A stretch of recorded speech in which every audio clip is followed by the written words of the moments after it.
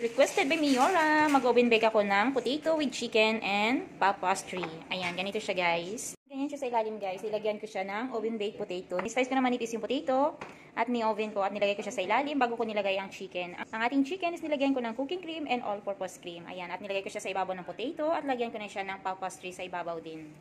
Ayan. Ayan, then lagyan ko siya ng mozzarella cheese sa ibabaw. Bago ko pala siya nilagyan ng pastry sa ibabaw, nilagyan ko muna ang ating chicken ng fresh parsley and coriander and mozzarella cheese. At nilagay ko yun sa ibabaw ang ating pastry, pinahiran ko ng milk and nilagyan ko ng sesame seeds. Ayan. Then ready na yun siya pasok sa ating oven. At dito naman gumawa ako ng mga mini sandwich na ground beef. Ayan. Yung kubos na tinatawag nila guys, yung maliliit. Ayan. Hinati ko sa gitna at nilagyan ko ng ground beef. Ayan. Ganyan siya guys. Diba guys, ang cute niya guys. Balilutuin ko pa yan siya mamaya sa ating mahiwagang kalaha. Ayan. Ipa golden brown din siya sa kalaha guys. Then ito, lagay na natin sa ating mahiwagang oven. Ayan. And done! Ang aming oven baked chicken with pastry and potato. Diba?